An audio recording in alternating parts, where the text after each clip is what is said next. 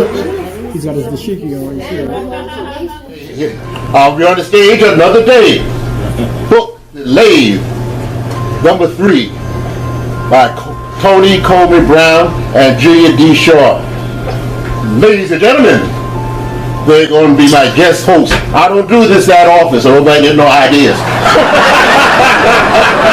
And yeah! All right.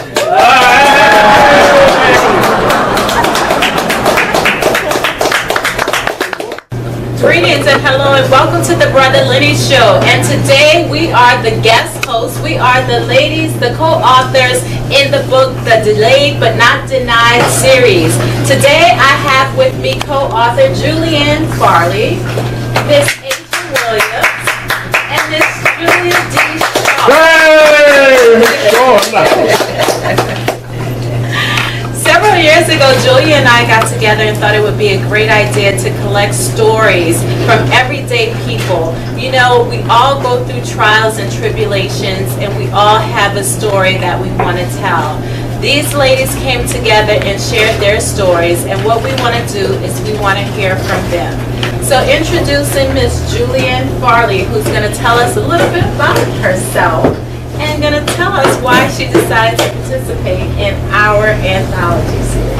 Okay, good afternoon, everybody.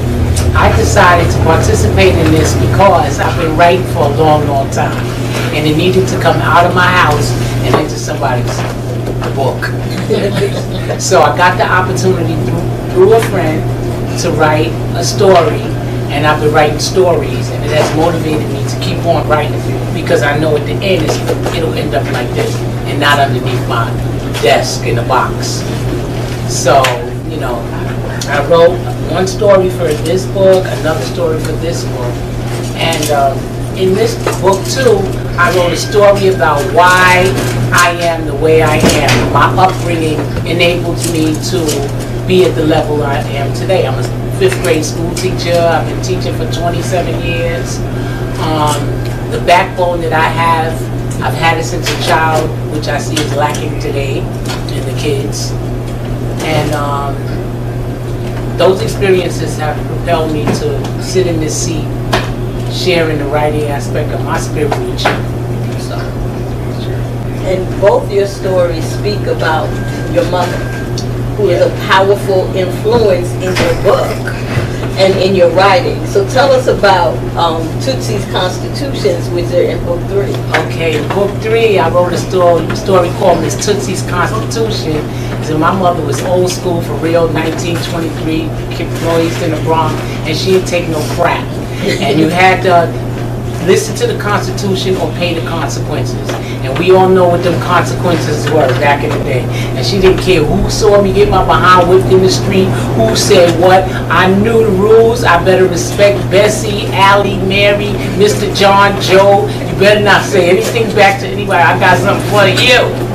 So that's lacking today. Kids today can say what they want to us with no consequences. It's really very hurtful. And it's embarrassing to us as a people that there's no regard for where we came from. So that's what made me write Miss Tootsie's Constitution, because she told me I better not ever go against the Constitution. So. Which has stuck with you from today. Yep. And Julianne Farley is also a poet, an excellent poet.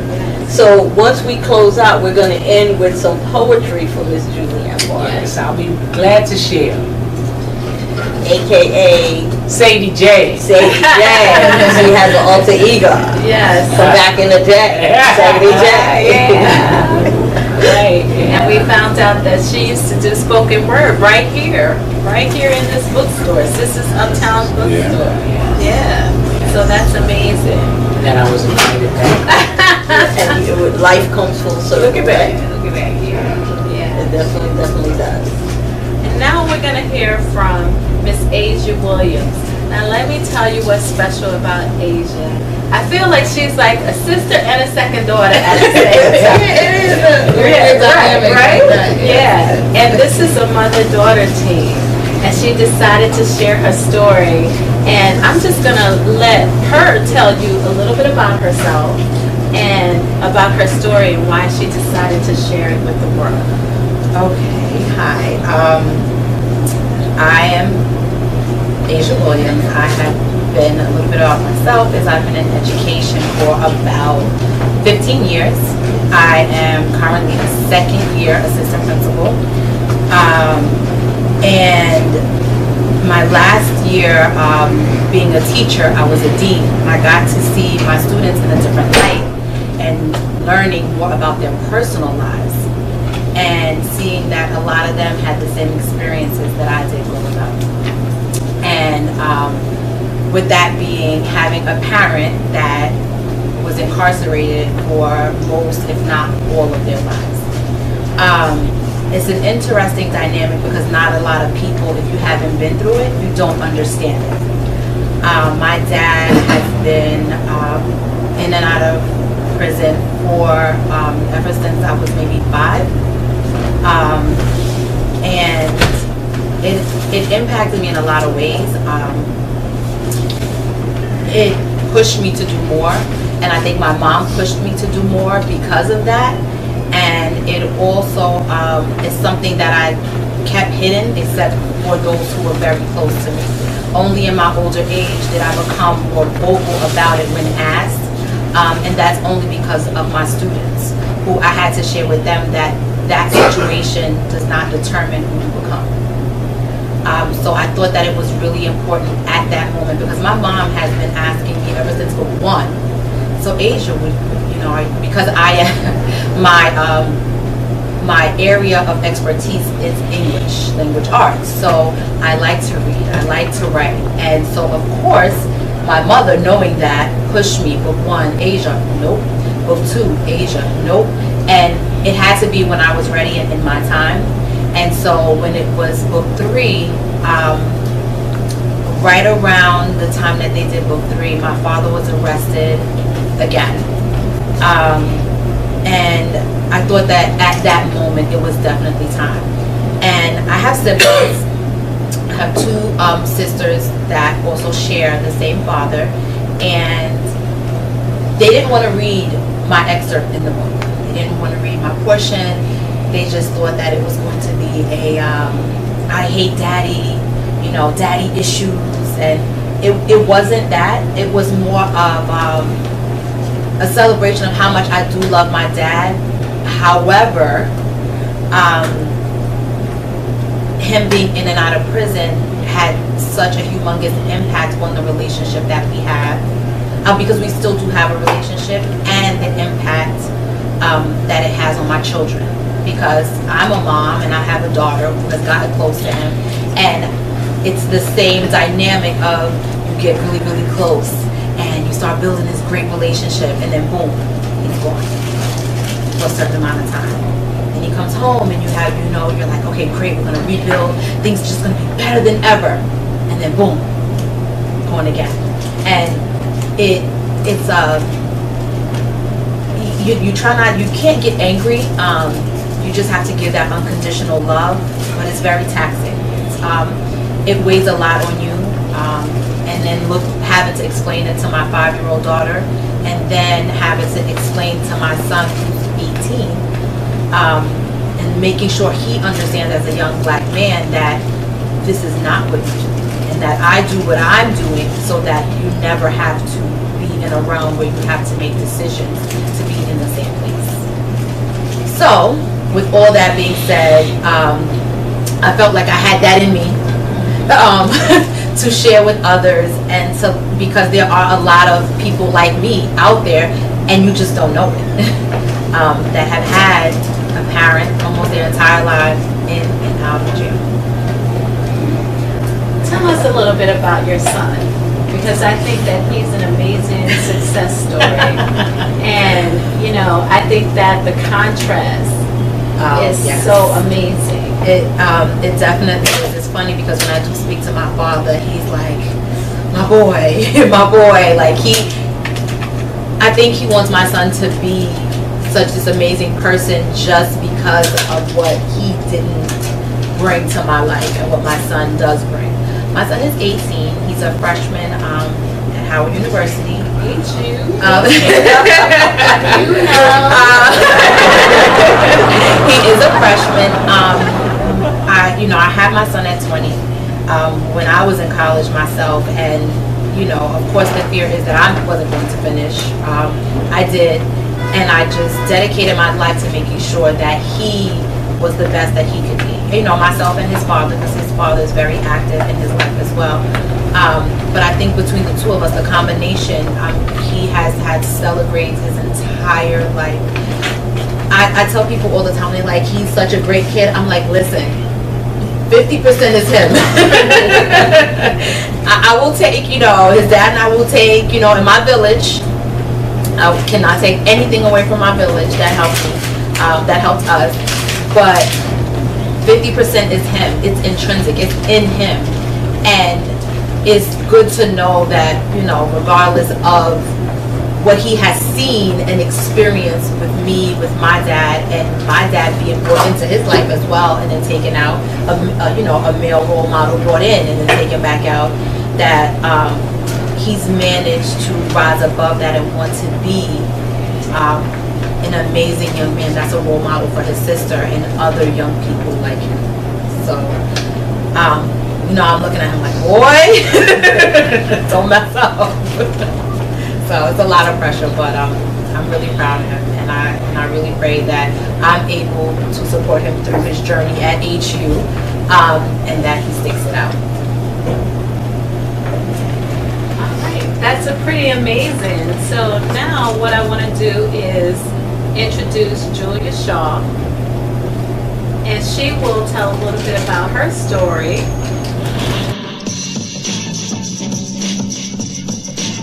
Well, my name is Julia Shaw, and Tony and I are publishers, business partners. Our company is the Collaborative Experience, and we've worked years in the publishing industry, and so we have been able to take our experience and share it with others that have a story to tell but may not have that experience in the publishing industry. I don't know if it's clear, but Asia Williams is my daughter. So when I read her story the first time, I cried. And, because, I have issues with the whole, with her father and him making the choice of being incarcerated, because it's his choice. Because he made choices that led to him being incarcerated, and the impact that it had on our family. And being a single parent and raising your children. And I write about that in book 1, book 2. Book 2 was more about myself and making a shift. And book 3, I wrote about just, the emotions behind, being a single parent. As a mother, you can't speak badly about a child's father, regardless of what choices he makes. Your child has to see for themselves. And that's what I allow both my daughters to do, to see who their father was for themselves, not to condemn him, not to talk badly about him, because every little girl's first love is their father, and you don't want to be the person to take that away. So, that's the gist of my story. Our stories, our co-authors, we've published over 50 authors, and it's about healing, it's about growth, and sharing our experiences with others. And now I want to introduce Toni Coleman Brown, who is my partner in Good, and she's also one of our co-authors, and Toni's going to tell you a bit about herself and her involvement with Delayed But Not Denied. All right. Now, hasn't this been amazing, guys, what you've heard so far? Yes? Yes? So before we go any further, we're going to take a little break, and we'll be right back. Thank you.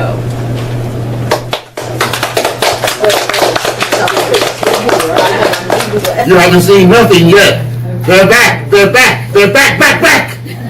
Ladies and gentlemen, my guest host for today's LMS show, Miss Toni Coleman Brown. And Julia Shaw. Take it down. Go ahead, Toni. And we're back. We're excited today. You guys have heard from Julianne Farley, from Asia Williams and Julia DeShaw. Well, I'm Toni Coleman Brown, and Julia and I got together and formed a company called the Collaborative Experience, and we decided to put together these anthologies because we thought it would be great to hear the stories of other people. And delayed but not denied is a phrase that I often tell my kids because they always ask for stuff and they always want it now. Y'all know how that is? Can I get it now? When am I going to get it? You said you were going to get it yesterday. And then, you know, months may go by, then they get it. And I always say, you may have been delayed, but you weren't denied. So they always get what they want, hence they're spoiled right now. My story in this particular book is very dramatic. It's a story of my experience with domestic violence in high school. And I know that when you're in high school, you never would think that you would experience someone being abusive to you in a relationship. For me, it was very shocking. It was something that I totally didn't expect because this guy was someone that I had known for a long time. I dated from my freshman year of high school to my senior year of high school. And he didn't start getting violent until my junior year. Well, because I was raised with a mother and father who were pretty much no nonsense, I knew that what was going on wasn't right. So the third time he put his hands on me, I got out of the relationship. It wasn't easy, but I did. And years later, I knew that I had done the right thing when I found out that the same individual abused his wife and ended up murdering his wife. But he didn't just murder one. He served 10 years, he got out of jail, got married again, and murdered another wife. So I knew that I had done the right thing first and foremost, but I also knew that God had bigger plans for me. And I wanted to share my story because I wanted people to understand that when someone is hitting on you, that you don't have to accept that.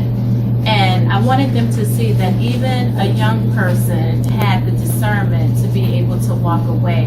And hopefully, if they could see a young person walking away, they could get the strength to walk away. So this story is very dramatic, and I think that a lot of people will get a lot out of it. Now, when it comes down to getting a lot out of it, I think that people will get a lot out of all of the stories in all three books. They are very diverse. They're different. They're stories about marriages and people getting in accidents and changing throughout marriage and becoming different people, and you having to walk away from people that you love. They're just amazing stories. But the thing that I love about all of them is the fact that everyone in each and every story, we laugh, we cry, but everyone gets through it. And that's the thing that I love the most. And I'm excited about this series, and I'm excited about where we're going to go next. Because in our books, we primarily had men and women. Now we're looking for stories from men. Julia and I are launching another book anthology called Our Stories, Our Voices, Black Men Speak Their Truth.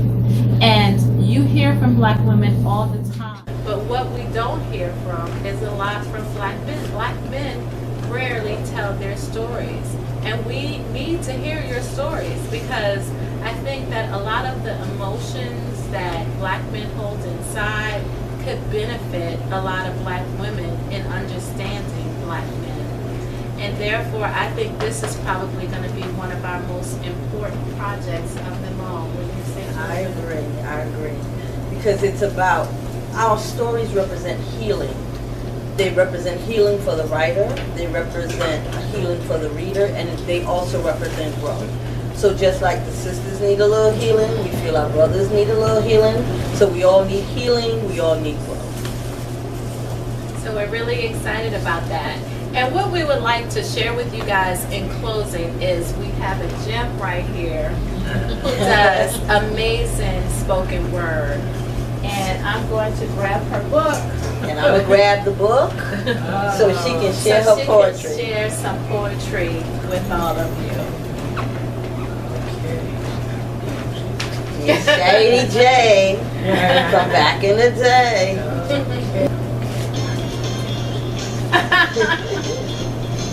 Yeah, I'm gonna write. You know what? I'm gonna do this other piece called "Child of the '60s." How about that? Child of the '60s, where are you now? A product of some broken aspirations. Martin Luther King's dream, let freedom ring, and all that talk about we shall overcome someday, and the beat goes on. Child of the '60s, somehow I see your face amongst the many distorted places. Those old tenements in those parks with no swings and no dreams. Not enough unity, not enough education. Why won't you help clean up your block? Don't you care? I can make it better for you. Don't you care about your baby, brother or sister, mother? Are you a father? Where's your friends? I can't sleep at night because I'm worried if you're going to kill my mother or my friend, maybe even me or my child. Ain't no stopping us now.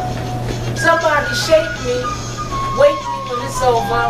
Somebody tell me that I'm dreaming.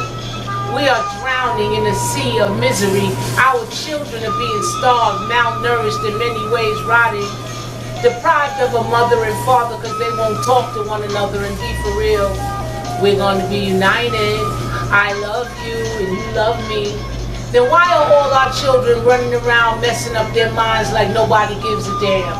Why don't they know they shouldn't throw things out of the window or hang out in those empty parks with no swings and no dreams?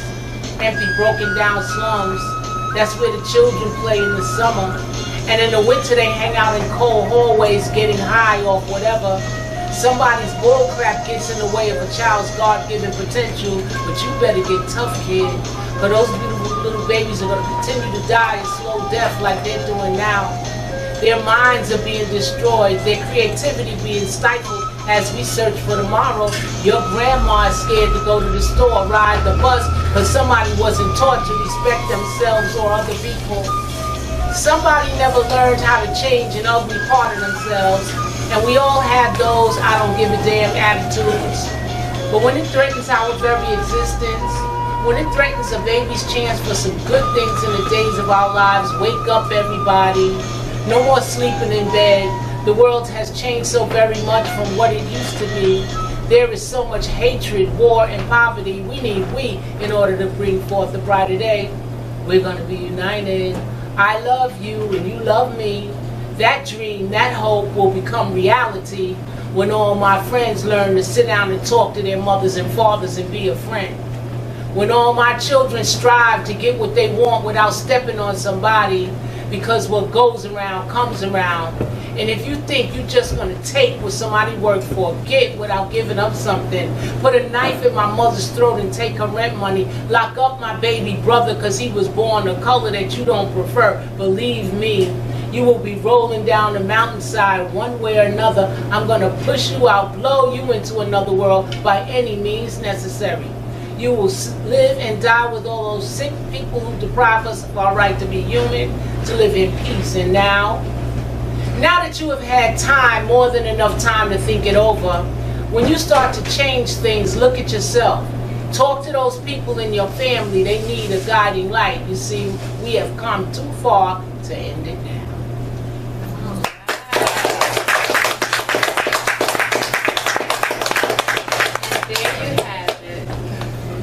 We'd like to thank Brother Lenny for this opportunity to share our stories, our voices, and just to be a part of the Brother Lenny Matthews Show.